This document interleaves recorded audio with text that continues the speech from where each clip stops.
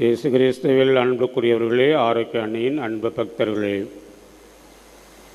ஒரு முறை ஆசிரியர் ஒருவர் தன்னுடைய வகுப்பறைக்கு 2 அட்டை பெட்டிகளுடன் வந்தார். இந்த 2 அட்டை பெட்டிகளையும் மாணவர்கள் முன்பாக வைத்து அவர்களிடம் சொன்னார், அன்புள்ள மாணவர்களே, உங்களுக்கு முன்பாக இந்த 2 பெட்டிகளை வைத்திருக்கின்றேன். ஒரு பெட்டியில் பாட புத்தகங்கள் அடங்கிய பெட்டிகள், இன்னொரு பெட்டியில் சாக்லேட் உள்ள பெட்டி. இவற்றில் நீங்கள் எதாவது நீங்கள் எடுத்து தெரிந்து கொள்ளலாம். ஆனால் நீங்கள் தேர்ந்தெடுப்பது உங்களுடைய குணத்தை வெளிப்படுத்தும் என்று சொன்னார். உடனே மாணவர்கள் ஆசிரியர் தங்களை பாராட்ட வேண்டும் என்பதற்காக பாட புத்தகங்கள் அடங்கிய பெட்டிகளை தேர்ந்தெடுத்தார்கள்.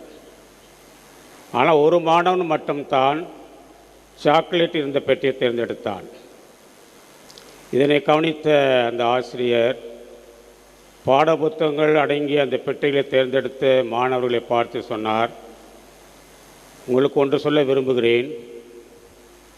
நீங்கள் நான் உங்களை பாராட்ட வேண்டும் என்பதற்காக, நீங்கள் என்னை திருப்திப்படுத்த வேண்டும் என்பதற்காக இந்த பாட புத்தகங்கள் அடங்கிய பெட்டிகளை தேர்ந்தெடுத்தீர்கள். இது உங்களுடைய போலித்தனத்தை வெளிப்படுத்துகின்றது. இது ஒரு போலியான செயல். இந்த போலித்தனம் நீண்ட நாட்களுக்கு நீடிக்காது. ஆனால் இந்த மாணவன் சாக்லேட் இருந்த பெட்டியை தேர்ந்தெடுத்தான். அவன் யாரை பற்றி கவலைப்படாமல் தனக்கு எது பிடிக்கின்றதோ அதை அவன் தேர்ந்தெடுத்தான். நான் அவனுடைய செயலை பாராட்டுகின்றேன். அவன் உண்மையாக நேர்மையாக நடந்து கொண்டான் என்று அந்த ஆசிரியர் சொன்னார். அவனை பாராட்டினார்.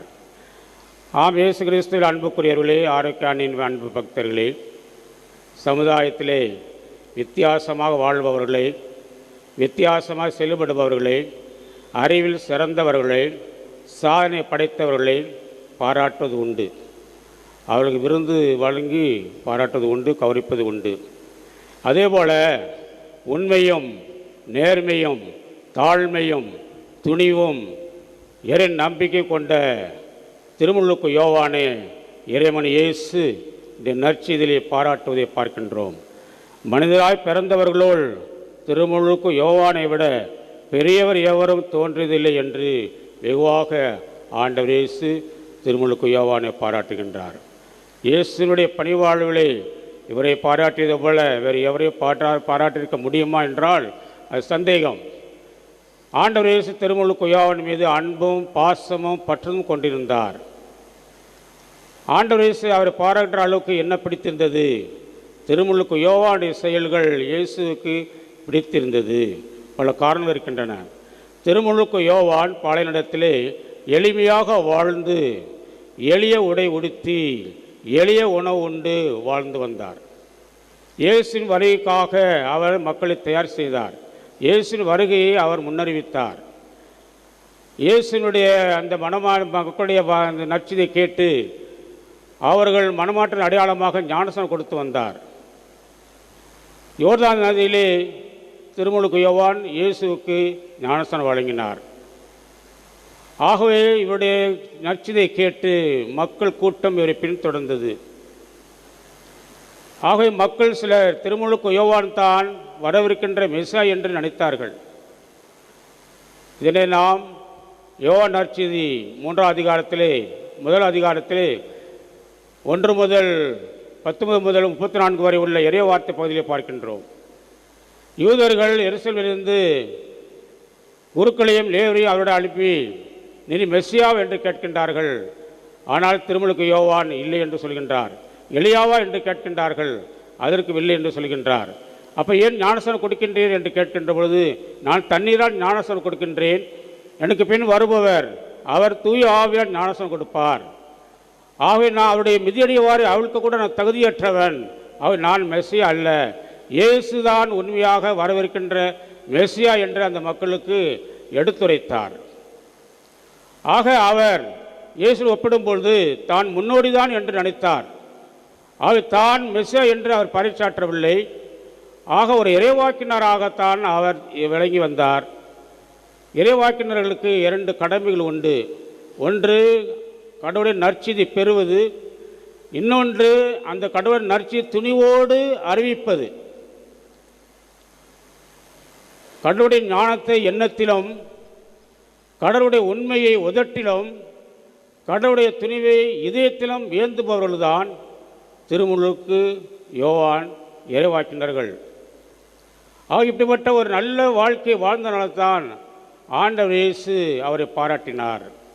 அது மட்டுமல்ல, இயேசுவோடு ஒப்பிடும்பொழுது திருமுழுக்கு யோவான் அவருடைய போதனை எல்லாம் துணிச்சல் மிக்கதாக, அச்சம் தருவதாக இருந்தது. மத்தேயு நற்செய்தி 14வது அதிகாரத்தில் பார்க்கின்றோம். அங்கு ஒரு நிகழ்வு ஏற்படுகின்றது. திருமுழுக்கு யோவான் ஏரோது அரசனுடைய தகாத ஒழுங்கினத்தை சுட்டிக்காட்டுவதை பார்க்கின்றோம். ஏனென்றால் ஏரோது அரசன் தன்னுடைய தம்பியின் மனைவியை தகாத முறையில் வைத்திருந்தார். எனவே அஞ்சா நெஞ்சத்தோடு அரசன் என்று கூட பார்க்காமல் திருமுழுக்கு யோவான், நீ உன்னுடைய தம்பி மனைவியை வைத்திருப்பது முறையன்று என்று அவர் துணிச்சலாக எடுத்து வைத்தார், கண்டித்தார், சுட்டி காட்டினார். அதன் விளைவு என்ன? திருமுழுக்கு யோவான் சிறையில் அடைக்கப்பட்டார், தலை வெட்டப்பட்டார், கொல்லப்பட்டார். உண்மைக்கு திருமுழுக்கு யோவான் சான்று பகர்ந்தார். இவ்வாறாக துணிச்சலாக ஆண்டவருடைய நற்செய்தியை திருமுழுக்கு யோவான் அறிவித்தார். அடுத்து பார்க்கின்றோம், அவருடைய போதனை எல்லாம் அச்சம் தருவையாக இருந்தது. எனவே மத்தேயு நற்செய்தியிலே பார்க்கின்றோம், 3ஆம் அதிகாரம் 7 முதல் 12 வரை உள்ள இறைவார்த்தை பகுதியை பார்க்கின்றோம். விரியப்பாம்பு குட்டிகளே, வரவிருக்கும் சினத்திலிருந்து தப்பிக்கையில் உங்களுக்கு சொன்னவர் யார்? மரத்தின் வேறருகே கோடரி வைத்தாயிற்று. நற்கனி கொடாத மரங்களெல்லாம் வெட்டப்பட்டு தீயில் எரிக்கப்படும். கோதுமையை இறைவர் களத்தில் சேர்ப்பார், பதரையோ அணையார் நெருப்பில் சுட்டரிப்பார் என்று அச்சம் தருகின்ற அளவுக்கு அவருடைய போதனை இருந்தது. ஆனால் இயேசுடைய போதனை வேறுபாடாக இருந்தது. இயேசுடைய போதனை அன்பும் இரக்கமும் கொண்டதாக இருந்தது. ஆகவே பழிய அல்ல, இரக்கத்தை விரும்புகிறேன், நீதிமான்களை அல்ல, பாவிகளே தேடி வந்தேன் என்று இயேசு அன்பையும் இரக்கத்தையும் அடிப்படையாக கொண்டு போதித்தார். ஆக 2 பேருமே அவருடைய போதனை வெவ்வேறாக இருந்தாலும் 2 பேருமே இறையாட்சிக்கு மக்கள் வருவதற்கு அவர்கள் அழைப்பை விடுத்தவர்களாக இருந்தார்கள். 2 பேருமே மக்கள் மனம் திருப்பதில் அதிக அக்கறை கொண்டவர்களாக இருந்தார்கள். 2 பேருமே கடவுள் மீது முழுமையாக நம்பிக்கொண்டு வாழ்ந்தார்கள். ஆம், இயேசு கிறிஸ்து அன்புக்குரியவர்களே, நாமும் நமது வாழ்க்கை கடவுள் விரும்பிய வாழ்க்கையாக அமைத்து கொள்ள வேண்டும். நாம் கடவுள் மீது கொண்டிருக்கின்ற அந்த நம்பிக்கை வெளிப்படுத்துவதாக நம்முடைய வாழ்க்கை இருக்க வேண்டும். உண்மையான கிறிஸ்தவ வாழ்க்கை என்பது என்ன? இது பேரளவில் கிறிஸ்தவ வாழ்வது கிறிஸ்தவ வாழ்வு அல்ல.